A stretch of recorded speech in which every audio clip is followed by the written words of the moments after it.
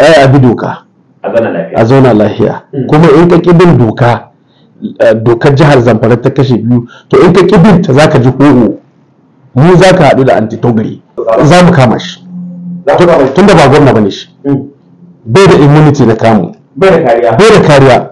Muddin yayi lahi, ina tabbatar maka da shi za mu kama shi. Antitogari kun dace da garkuwa, saki bello soja ba kya so bargawan maza.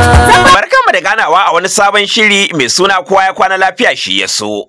Shiri ne daga wannan lokaci zai zama fitila wajen kashe duhu don haskakawa al'ummar jihar Zamfara. Amfanin zaman lafiya wanda shine tushen samun lilimin li'imar, nishaɗin rayuwa, har ma a samu a shantake a ƙara amarya. Kamar kullum hukumar yaƙi da ta'addanci da bangar siyasa da kawar da miyagun ƙwayoyi da sauran aikace-aikacen ta'addanci ita ke ɗaukar nauyin kawo muku wannan shiri domin zama da kaligatan baƙo, wanda tuni kwamandan hukumar tsohon soja da ya kasance cikin tawagar dogaran Sani Abacha a wancan lokaci na baya ya yi tsayawar dakan sakwara tare da bada ransa fansa ga mutanen jihar Zamfara domin su kwanta su yi bacci da sukin leɓe. Yunkurinsa ko ba komai, a ce dai mai girma gwamna Matawalle, a ce dai mai daraja Bello Matawalle gwamnan jihar Zamfara ya zama zakarin gwajin dafi a Najeriya, an zauna lafiya domin daman shine fatan burin gwamnatinsa. Antitogari kun dace da garkuwa, saki bello soja ba kya so bargawan maza. Wato babu shakka tun bayan zuwan hukumar antitagari a jihar Zamfara, 'yan gagara suka shiga tashin hankali da ɗimuwa da gararin rayuwa a jihar Zamfara baki ɗaya, domin dai sun san cewa da sun ce kulla za a ce cas, domin kwamandan hukumar Bello Soja saboda ƙurilla da ido ɗaya ke bacci, domin Zamfara su samu su rintsa sina su baccin babu ruwansa. A wata ganawa da TV na Daily Pen 24 na tambaye shi ya zuwa yanzu waɗanne irin nasarori aka cimma, sai ya gaya min cewa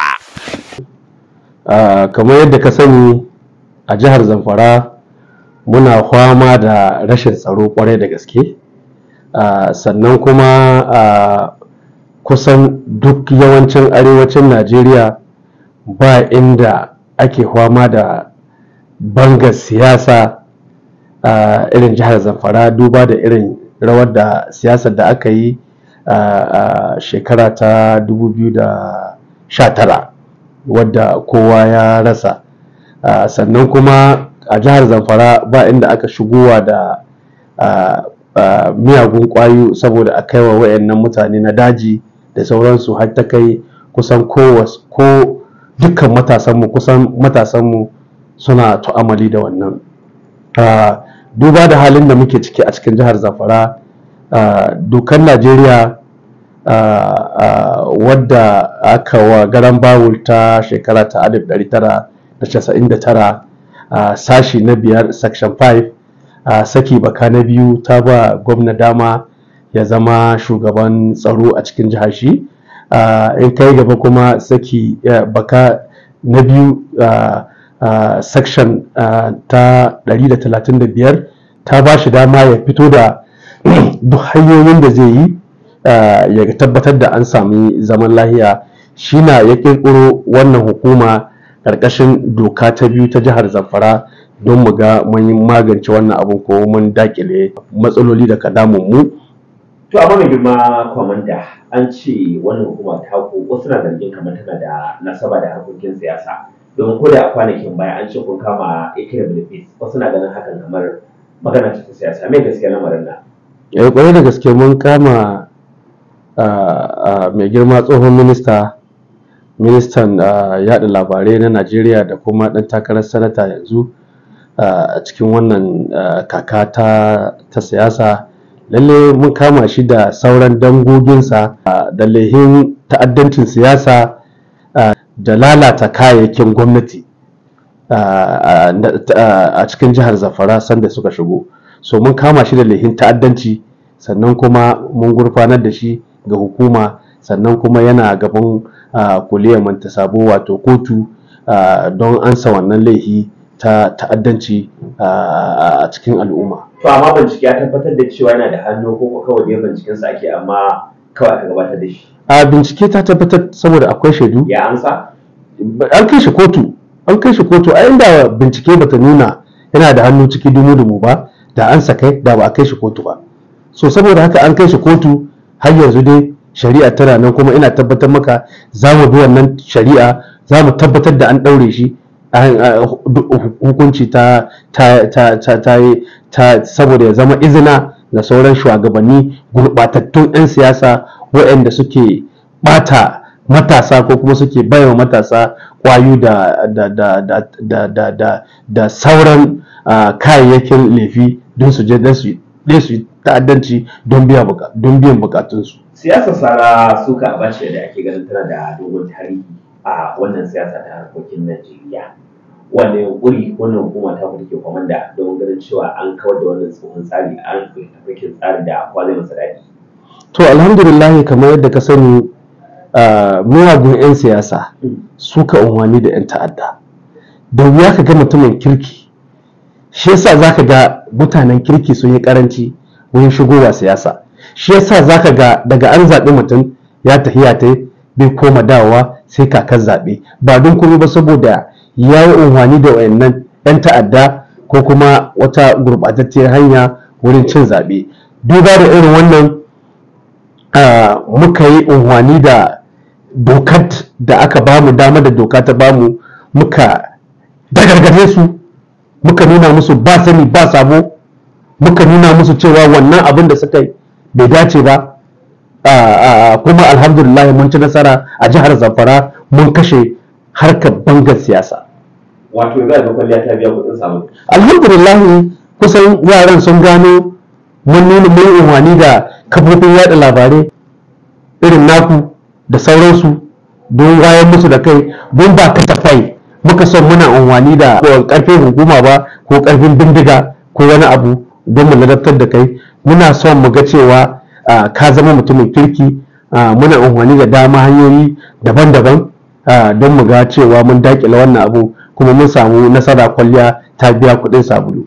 A kwanakin baya an ga wannan hukuma ta ku ta yi wani gagarumin aiki da na bada mamaki shine ganin yadda aka ce kun rusa wasu ofisoshi na jam'iyyar APC da ke kusa da Gamman House. Me ya faru ne? To ka san akwai ɓata gari a ko'ina. Akwai wasu ɓata gari da suka yi unhwani da ofishin jam'iyyar APC ganin duba da cewa ita ka mulki jiha ba a iya taɓa ta. Suna sayan kayan sata, a zo nan a faffasa babura, a faffasa motoci, a zo da mata wurin nan a yi lalata da su, suna ganin ba su tabuwa, kuma an yi su tashi kahin ma akan hukumar mu. Muna zuwa muka dagargare su, muka kata-kata da wurin nan, kuma muka kama su. In ba yau ba yanzu haka suna gidan yari. So mu babu sani babu sabo babu har mu da wai kai dan jam'iyya ne. Mu dai muna abu ne tsakani da Allah, saboda ranar gobe kiyama dole sai an tambaye mu wacce irin rawa muka taka bisa wannan amana da aka bamu. Shi yasa babu ruwanmu, muna dubin irin wannan matsayi na jihadi, wanda in muka yi shi mun san insha Allah za mu samu sakamako mai kyau bayan ranar gobe kiyama. Menene gaskiya lamarin da ake cewa Dauda Lawan Dare dan takarar gwamna na jam'iyyar PDP ya shigo jihar Zamfara akalla har sau biyu? Ana zargin cewa an kashe wasu 'yan APC da 'yan PDP lokacin da ya shigo. Yanzu haka gashi kotu ta tabbatar da shi bacin ɗaukaka ƙara a jihar Sokoto na zai takarar gwamna sabani da abin da ake cewa mata. Gashi kuma na ƙoƙarin shigowa. Wannan mataki kuke shirin ɗauka da ganin cewa irin wancan al'amari da ake zargi in ya tabbata gaskiya bai sake faruwa ba? To alhamdulillah, duk wanda a cikin jihar Zamfara ya ga irin ta'asa da ta'adi da 'ya'yan jam'iyyar PDP suka yi a cikin jihar Zamfara. Babu shakka sanda ya shigo jihar Zamfara na farko aka yi nasaba daga an kai halbe-halbe an ka kashe wani. Ni na je sama ba wai waɗa mun aka yi ba, na je bisa gawa ta na gani, sannan kuma wasu yaransa su ma suna nan asibiti. Sannan shigowarsa na biyu ba ta'addancin da ba su yi ba jagorancin Ikar Bilbis, ba ta'addancin ba yi ba jagorancin shugabannin jam'iyyar su wanda har yanzu muna biɗar su mu kama, suna under wanted list din mu. So saboda haka sun yi na farko, sun yi na biyu, bi iznillahi ba za mu ko mu yadda su zo su ci gaba da yin mutane ta'addanci ba cikin jiha. Suna tafiya me ke ba kwamanda watakila mai kallo da sauraro zai mamaki can ga Ikar Bilbis zargi ake wanda a ƙarshe kuka je kuka ce bincike ya tabbatar hakun kai shi kun gurfanar da shi a gaban kotu. Me yasa tun da wannan gashi abin da ya faru ba a ɗaukar masa mataki irin wancan ba? Shi wani na Shi Lawal Dauda ɗin. shi mai girma ɗan takarar gwamna na PDP shi Dr. Lawan Dare har yanzu muna ƙoƙarin mu ga shin yana da hannu ciki dumu-dumu ko makarabansa ne. Yanzu dai a ga zahiri makarabansa ne na yi wannan abu. Idan ta tabbata an gano shi da hannu shi mai ƙarfin doka ba. Za mu kama shi. Tun da ba gwamna bane shi. Bai da immunity na kamu. Bai da kariya. Bai da kariya. Muddin ya yi lahi ina tabbatar muka da shi za mu kama shi. Babu wanda ya fi ƙarfin doka. Yanzu cin nasarar wannan hukuma sai da amincewa mai girma gwamna domin sai ya amince da ayi. A lokuta da dama kuke fuskanci kalubale na katsalandan wato kama ya sa baki a cikin koko.